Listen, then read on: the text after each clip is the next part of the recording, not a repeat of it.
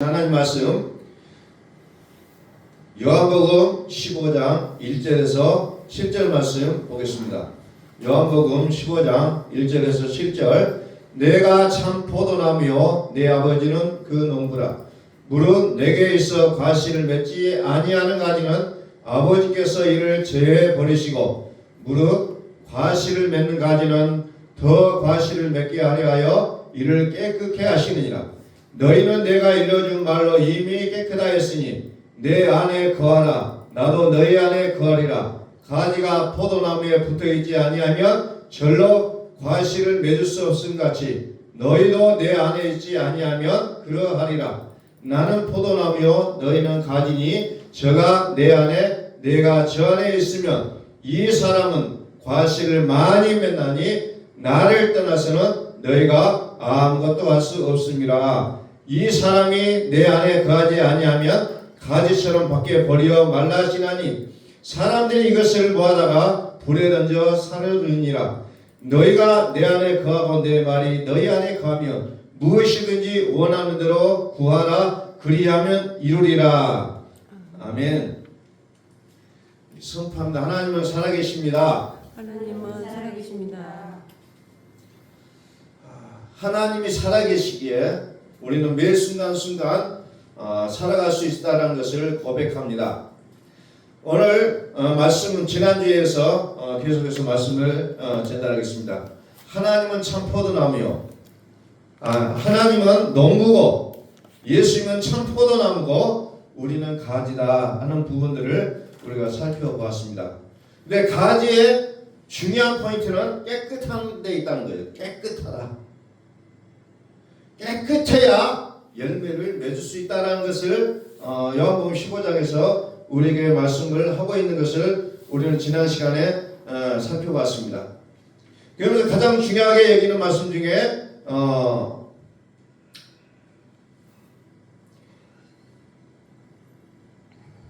내 안에 거하라. 4절 내 안에 거하라. 나도 너희 안에 거하리라. 가지가 포도나무에 붙어있지 않으면 절로 가시를 맺을 수 없음같이 너희도 내 안에 있지 아니하면 그러하리라. 너희가 내 안에 내가 너희 안에 라는 말씀을 우리가 좀 깊이 더 새겨봐야겠습니다. 내 안에 거하라. 내 안에 거하라. 그리하면 내 말이 너희 안에 거하리라. 내 안에 거하라. 예수님 안에 거하라. 이것은 우리 죄를 위하여 깨끗이 죽으신 예수님을 얘기하고 있죠. 그분을 분명하게 우리가 기억하시라는 겁니다. 자, 그러면서 말씀을 드렸던 것이 히브리서 9장 28절 말씀을 통해서 우리가 함께 은혜를 나눴죠. 이와 같이 그리스도도 많은 사람의 죄를 담당하시려고 단번에 되신 바 됐다. 예수는 우리의 죄를 위하여 이 땅에 오셨고 그리스도는 우리를 의롭게 하기 위해 살아나셨다. 그리스도도 많은 사람의 죄를 담당하시려고 단번에 들이신 바 되셨고 구원에 이르게 하기 위하여 죄와 상관없이 자기를 바라는 자에게 두 번째 나타났다 라는 부분을 지난 시간에 함께 살펴봤습니다. 두 번째 나타났다는 거예요. 두 번째 나타난 게 뭐예요? 죄와 상관없이 우리를 뭐 하시려고? 구원하시려고 두 번째 나타나셨다 라고 히브리서 기자는 기록하고 있다는 겁니다. 두 번째 나타나셨다. 그러면서 형제가 연합하여 동감이 어찌 그리 선하고 아름답느냐라는 부분으로 시편 기자가 노래한 것을 우리가 들었습니다.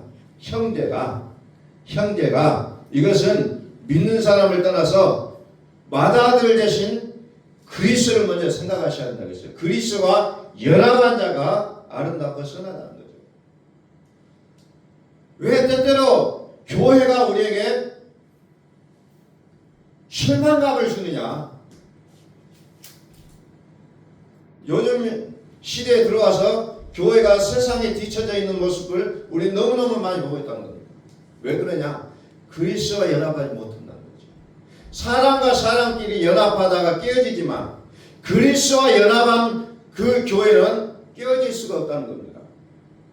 그리스도와 연합한 자, 그가 아름답고 선하다는 것을 시편 기자는 얘기하고 있다는 거죠. 그러면 쭉 그것을 설명하고 있죠. 머리에 있는 보배로운 기름, 수염에 흘러낸다. 그리고 그 수염이 흘러내릴 뿐만 아니라 어깨까지 흘러내린다는 거예요. 그 솔몬의 일설이 시온의 산들에 내린 같도다. 여호와께서 복을 명하셨으니 그게 뭐예요? 영생이라고 했잖아요. 하나님의 명령이 영생이라는 거죠. 하나님의 말씀이 영생이라는 것을 쭉 살펴봤다는 겁니다. 거기에서 그리스도 안에서 내 말이 너희 안에 거하는 삶이 하나님이 기다리시는 열매라는 것을 성경 우리에게 꾸준히 말씀하고 있다는 겁니다. 그래서 성경은 우리가 신이다. 왜? 말씀이 우리 안에 거하기 때문에 우리가 신이라고 요한 사도는 우리에게 말해주고 있다는 겁니다. 내 말이 영이요 생명이라. 내 말이 영이요 생명이라 했다는 겁니다. 그래서 교회의 존립의 요건은 뭐냐? 하나님의 말씀에 있다는 거죠. 하나님의 말씀. 이것이 떠나버리는 교회는 더 이상의 하나님 인정하실 수 없는 교회라는 겁니다. 형제가 연합하여 동감이 어찌 그리 선하고 아름다운고. 그래서 오늘 우리가 추구해야 될 교회는 그리스도와 연합한 교회를 우리가 꿈꾸셔야 된다는 거죠. 아멘. 만물의 머리 되신 그리스도, 교회의 머리 되신 그리스도, 만왕의 왕이요 만주의 주가 되신 그 그리스도가 교회의 머리가 되셔야 된다는 거예요. 우리 삶의 머리가 되셔야 돼요. 우리 인생의 머리가 되셔야 된다는 거예요. 이것을 바꿔버리면 하나님은 우리와 함께 하실 수 없다는 것을 성경은 끊임없이 말씀하고 있다는 겁니다. 자, 갈라디아서 3장 23절을 봅니다. 갈라디아서 3장 23절.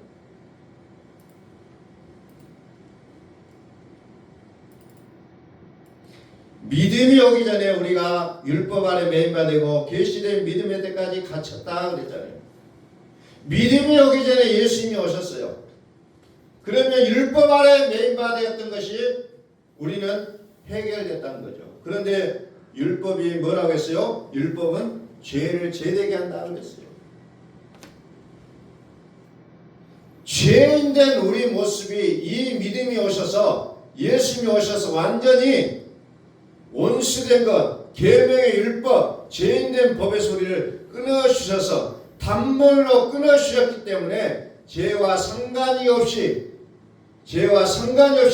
우리의 가지가 이미 깨끗해졌다는 거죠. 이미 깨끗해졌다는 거죠. 그래서 내 안에 거하라 그러잖아요. 내 안에 거하라. 이 깨끗해진 믿음을 선포한다는 거죠. 이 깨끗해진 믿음. 계시된 믿음의 때까지 갇혀있다라고 성경이 기록하고 있잖아요. 갇혀있는 것. 이 갇혀있는 것을 우리를 구출해 주시는 거죠. 자, 24절. 이같이 율법이 우리를 그리스도에게로 인도하는 몽학선생이 되어 우리로 하여금 믿음으로 말미암아 의롭다함을 얻게 하려 함이라 그랬잖아요. 그래서 예수는 우리 죄를 위하여 죽으셨고 그리스도는 우리를 의롭게 하기 위하여 살아나셨다 했잖아요. 갇혀있다. 그래서 갇혀있는 것이 믿음이요. 예? 그분이 오시니까 믿음이 오기 전까지는 갇혀있다는 거예요. 계시된 믿음이 올 때까지 갇혀있다는 거죠. 그래서 많은 사람들이 거기에서 율법으로 살아왔다는 겁니다. 이 율법을 끊어내지 못한 그 믿음은 여전히 율법의 종로로 하고 있는 모습을 얘기하고 있다는 겁니다. 자, 25절. 믿음이 온 후로는 우리가 몽학선생 안에 있지 아니하도다. 이제 율법을 떨어뜨려야 된다는 겁니다.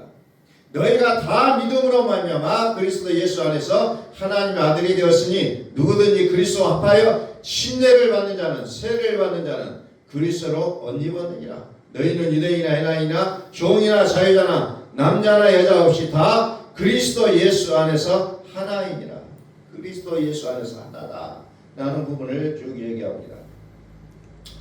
그러면서 너희가 그리스도께 속한 자면 곧 아브라함의 자손의 약속대로 유업을 이을 자니라. 그러면서 4장 1절에 가면은 내가 또 말하노니 유업을 이을 자가 모든 것의 주인이나 어렸을 때는 종과 다름이 없어서 라는 부분으로 쭉 연결이 되죠. 연합이 먼저 했다. 연합. 그래서 연합했다는 것은 그리스도께 속해 있다는 거죠. 그리스도께 속해 있다. 그리스도께 속한 자가 되었으면 우리를 통해서 뭐가 나와야 되냐면 열매가 나타나야 된다는 거죠. 가지가 포도나무에 붙어 있으면 열매를 맺는다겠죠. 우리가 해야 될 일은 뭐냐? 붙어 있는 거예요. 붙어 있는 거. 붙어 있어야 된다는 거예요. 붙어 있기만 하면 된다라고 얘기하고 있다는 거죠. 그러면 열매가 맺힌다. 그리스도가 열매로 나타난다는 겁니다.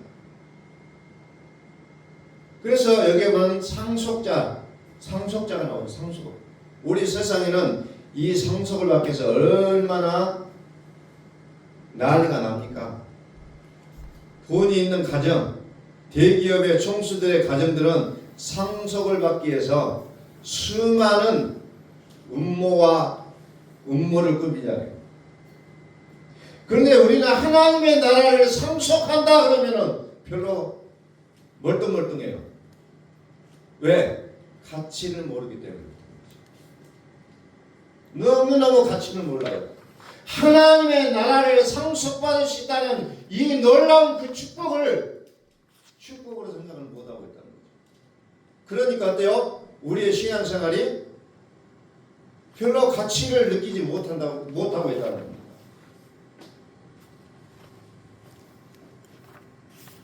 요한복음 15장에서 뭐라고 했어요? 농부 되신 하나님께서 고민이 깊어지게 만드는 열매는 계속 유지하거나 열매 내는 건 너무 작고 그랬을 때는 찍어버린다 했잖아요. 잘라버린다 했잖아요. 재버리겠다. 우리는 신앙이라는 것이 얼마나 절체절명에 있는 상황이라는 것을 우리는 늘 인식을 못하고 있다는 겁니다.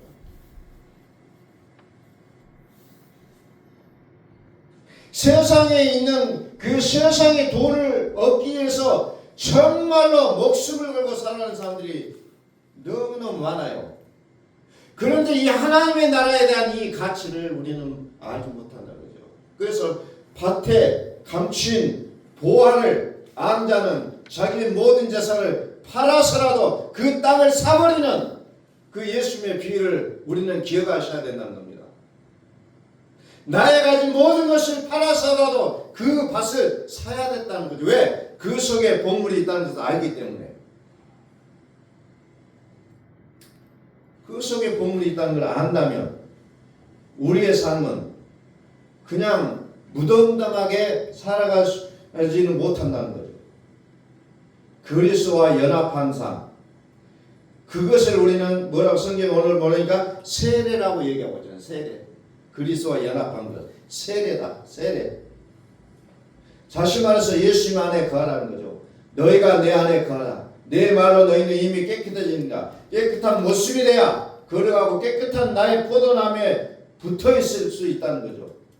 그러면은 열매를 어거지로 맺는 것이 아니라 절로 맺는다기 때문에 절로 자연적으로 내가 열심히 신앙생활 해야지 하고 결단하고 해서 신앙생활을 하는 것이 아니라 저절로 되어진다는 겁니다. 저절로 예배를 드릴 수 있고 저절로 하나님을 찬양하게 되고 저절로 하나님의 이름을 늘 자랑하며 살 수가 있는 그 단계가 오게 되어 있다는 거죠. 깨끗하다는 거죠. 깨끗하다. 사람의 죄를 위해 영원히 단번에 죽으신 이 믿음이 우리의 믿음이 되셔야 된다는 거죠. 그래서 계시된 믿음의 때까지 갇혀 있다는 거죠. 하나님이 나를 통해서 나타나신 그 믿음의 때에 비로소 거기에서 건져 주신다. 즉 구원해 주신다는 거죠. 그래서 어때요? 요한복음 14장 24절 보니까 나를 사랑하지 아니하는 자는 내 말을 지키지 아니하나니 너희의 듣는 말은 내 말이 아니요 나를 보내신 아버지의 말씀이야. 나를 사랑하지 아니한 자이기 때문에 우리는 말씀이 관심이 없다는 겁니다. 나를 사랑하면 내 말을 지킨다는 거죠. 왜? 그 말은 곧 아버지의 말씀이기 때문에 그렇다는 거죠. 16절 요한복음 14장 16절 내가 아버지께 구하겠으니 그가 또 다른 보혜사를 너희에게 주사 영원토록 너희와 함께 있게 하시니 저희는 진리의 영이라 세상은 능히 저를 받지 못하나니 이는 저를 보지도 못하고 알지도 못함이라 그러나 너희는 저를 아나니 저는 너희와 함께 가시며 또 너희 속에 계시겠습니다. 알지 못해요. 알지 못하기 때문에 그렇게 아는 만큼 살 수밖에 없어요. 아는 만큼. 하나님을 내가 얼마만큼 아느냐. 그냥 내 입으로 그냥 하나님을 주구장창 말한다고 해서 많이 아는 것이 아니라 나의 삶을 돌아보면 알게 되어 있다는 거죠. 아는 만큼 살게 되어 있다는 거죠. 아는 만큼. 아는 만큼 열매를 내게 되어 있다는 거죠. 우리 안에 하나님이 살아주심으로 인한 나의 삶의 내용이 곧 열매라는 겁니다. 하나님이 찾으시는 열매, 우리 안에서 영원토록 하나님이 항상 살아주심으로 인한 나의 삶의 내용을 얘기하고 있다는 겁니다. 너희가 나를 사랑하면 나의 계명을 지키리라. 너희가 나를 사랑하면 나의 계명을 지키리라. 내가 아버지께 구하겠으니 그가 또 다른 보혜사를 너희에게 주사 영원토록 너희와 함께 있게 하시리. 하나님의 계명을 지키는 것을 얘기하고 있습니다.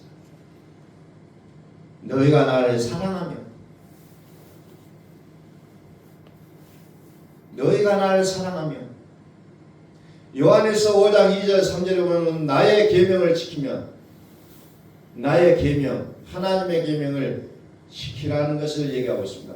하나님의 계명이 곧 영생이다 라고 얘기하고 있습니다. 하나님의 계명은 영생이다. 나의 계명 늘 우리 안에서 늘 함께 사시는 하나님을 선포합니다. 그분이 함께 살기를 원하셔요. 하나님은 우리와 함께 살고 싶어요.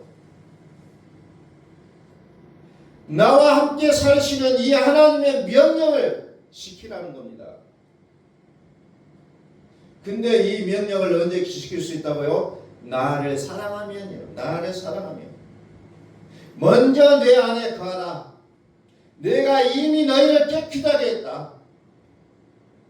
이 믿음이 뭔지는 몰라요.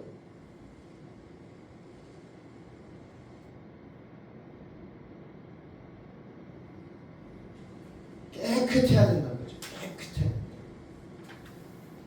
근데 우리는 깨끗해야 되니까 막 도덕적으로 조금 막 그렇게 막 나의 어떤 모습으로 찾아가기 시작합니다. 그런데 성경에서 말하는 그 깨끗함은 그렇게 해서 찾아가는 것이 아니라 예수님이 나를 위하여 깨끗게 하기 위해서 죽으셨다는 이 사실을 우리가 들어가자는 거예요. 예수님이 나를 위하여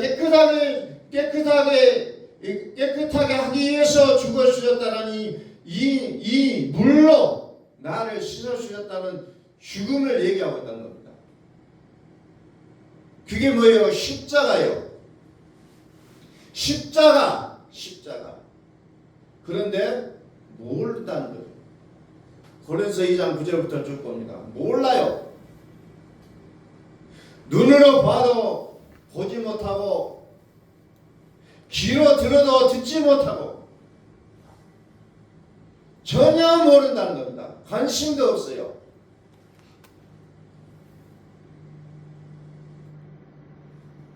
자, 고린도서 2장 쭉 내용이 그 내용들이요. 그러나 10절에서 오직 하나님이 성령을 우리에게 보이셨으니 성령은 모든 것 곧 하나님의 깊은 것이 알고 통달하시느니라. 그래서 성령은 하나님을 그리스도를 알게 하신다는 거예요.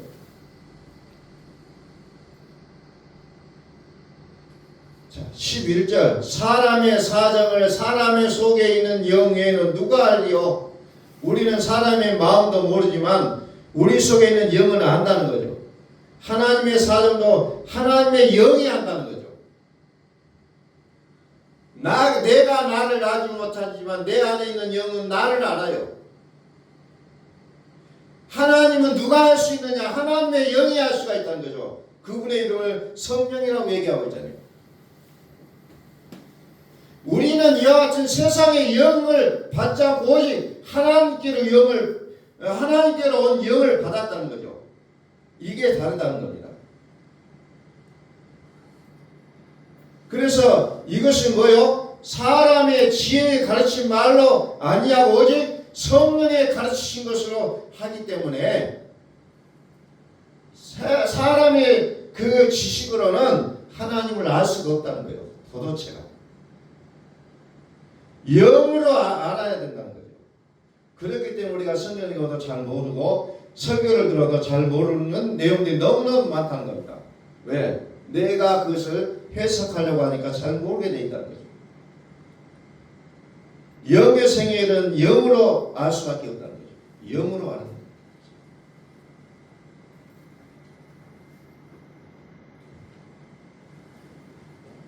그래서 육에 속한 사람은 하나님의 성령의 일을 받지 않는다고 했잖아요. 육에 속한 사람은 성령의 일을 육으로는 하나님을 알 수가 없어요. 자연에 속한 사람은 하나님을 알 수가 없다는 거죠. 하나님을 절대로 알 수가 없어요. 깨달을 수가 없어요. 그래서 그리스도와 연합한 것이 우리에게 신앙에서 어찌게 보면 첫 번째 시작이라는 겁니다. 그래서 하나님께서 자기를 사랑하신 자를 위하여 예비한 것이 있어요. 하나님께서 자기를 사랑하시는 자들에게 무엇을? 너희는 내 안에 거하라. 너희는 내 안에 거하라는 거죠. 너희는 내 안에 거하라. 그것이 먼저라는 거죠. 너희가 내 안에 거하면 내 말이 너희 안에 거하리라. 이게 성경의 법칙으로 이렇게 설명이 되어지고 있다는 겁니다. 성경의 법칙이에요. 너희가 내 안에 거하라. 그리하면 내 말이 너희 안에 거하리라. 먼저 깨끗해졌다 이거죠. 먼저 깨끗해져.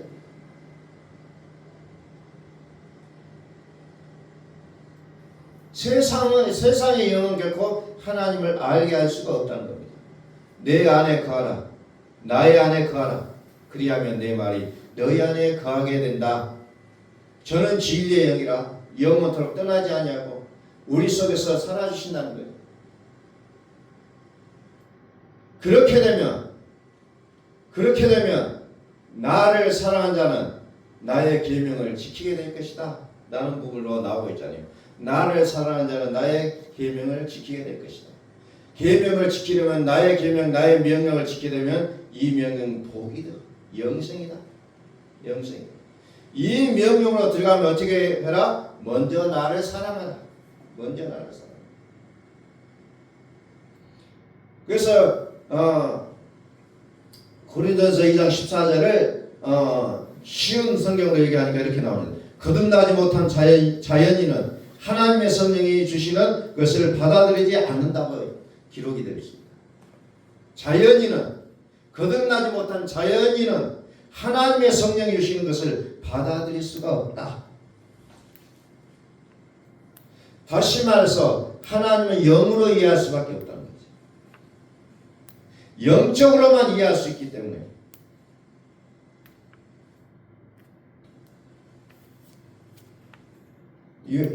요한일서 5장에도 또 그 같은 내용들이 똑같이 나와요. 이 성령의 이 일을 받지 아니함이 하나님의 말씀을 거짓말하는 자로 만든다 이렇게 얘기하고 있습니다. 거짓말하는 자로 만든다.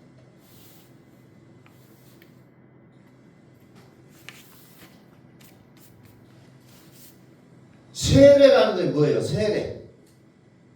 그리스도와 연합한다. 우리를 위하여 영단번으로 물로 깨끗이 대신 죽으셨다는 것을 믿는 게 세례라는 겁니다. 그랬을 때 우리가 세례를 받는 거예요. 정말 그분이 나를 위하여 단회적으로 죽으셨다. 이 믿음이 우리의 믿음이 돼야 된다는 거죠. 우리를 위하여 죽으셨다는 것. 그런데 그리스도가 죽으신 것은 단회적이라는 거죠. 단회적이다. 한 번 죽으셨는데 그것이 영원하다는 겁니다. 그래서 그 믿음의 이해와 성숙에 대한 믿음으로 더 우리는 들어가셔야 된다는 거죠. 다시 요한복음 14장 23절. 사람이 나를 사랑하면 내 말을 지키게 된다. 내 아버지께서 저를 사랑하신 것이고 우리가 저에게 와서 거처를 저와 함께하겠다. 삼위일체 되신 하나님과 및 전능하신 이와 및 어린 양이 성전의 모습에서 우리 속에서 함께 거하시겠다. 함께 살아주겠다. 라는 부분으로 성경은 이해해주고 있다는 거죠. 사람이 나를 사랑하라. 예수님은 우리의 죄를 위하여 단번에 죽으셨다. 사랑이 뭐냐? 우리가 그의 계명을 지키는 것이다. 요한일서 5장 3절 4절은 그렇게 나오고 있습니다. 하나님을 사랑하는 것이 뭐냐? 하나님의 계명을 지키는 것이다. 그래서 제자 하나님께로 나은 자마다 세상을 이긴다 그랬잖아요. 세상을 이기는 믿음은 이것이니 뭐라요? 믿음이라고 했죠. 믿음. 그래서 요한일서 5장 1절에서 예수께서 그리스도이심을 믿는 자마다 하나님께로 난 자다. 단순해요.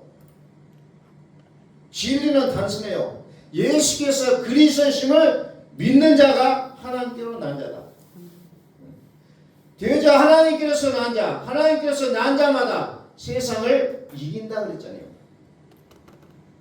단순한 진리를 모르기 때문에 세상에서 우리는 자꾸 우울하고 상처받고 눈물 흘리고 고통당하는 모습으로 살아갈 수밖에 없다는 거죠. 세상을 이김은 이것이 믿음이라는 거죠. 이들이 하나님께로 난 자라는 거죠. 이들이 상속자라는 거예요. 이들이 상속자예요. 이 상속자라는 것은 어마어마한 큰 축복이라는 것을 우리는 기억하셔야 된다는 거죠. 때로는 우리의 몸을 부르짖으면서 내가 이런 축복을 가졌다는 것을 우리는 기억하셔야 된다는 거죠. 우리의 몸으로, 우리의 영으로, 우리의 생각으로 느끼셔야 된다는 거죠. 이 계명이 뭐예요? 그리스도의 말씀이라는 거죠. 그리스도의 말씀. 너희가 나를 사랑하면 주께서 자기를 사랑하는 자들을 위하여 예비한 모든 것을 주시겠다는 거예요. 내가 너희에게 나아가 하나님의 증거를 전할 때에 말과 지혜의 아름다운 것을 아니하였느니 내가 너희 중에서 예수 그리스도와 그의 십자가에 못 박히신 것 외에는 아무것도 알지 아니기로 작정했다. 사도 바울은 선포하고 있습니다. 오늘 우리는 어떤 것에 꽂혀 살아가고 있습니까? 어떤 것에 꽂혀 살아가고 있습니까? 나의 꽂힘은 오직 그리스도를 위하여 꽂힌 바가 되어야 된다는 거죠. 나의 모든 삶의 속에서 땀을 흘리고 눈물을 흘리고 노래하는 모든 것들이 그리스도에게 초점이 맞춰지지 않는 모든 것들은 허사가 되어버릴 수밖에 없다는 거죠. 왜? 피조물은 끝이 있다는 겁니다. 세상은 끝이 날 수밖에 없어요. 그러나 그리스도는 영원하다는 거죠. 영원하다는 거죠. 이제 오늘 이 시간 우리가 그리스도를 온전하게 붙잡는 우리의 모습이 되어지기를 간절히 소망합니다. 그리스도를 붙잡으시라는 거죠. 그리스도도 많은 사람을 위하여 그리스도도 많은 사람을 위하여 많은 사람의 죄를 담당하시려고 단번에 들이심받으셨고 구원에 이르기 위하여 죄와 상관없이 자기를 바라는 자에게 두 번째 나타나시자. 이 자들은 이미 깨끗해졌느라 그랬어요. 그렇게 됐을 때 어때요? 상속자로 살아갈 수가 있다는 겁니다. 상속자. 이것은 어마어마한 사건이에요. 내가 하나님의 나라의 상속자가 됐다.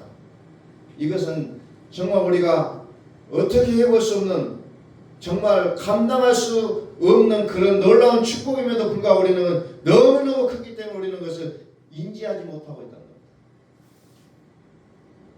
오늘 우리에게 허락하신 이 은혜를 감사하고 찬양하는 우리의 모습이 되기를 예수 그리스도로 축복합니다. 기도하겠습니다.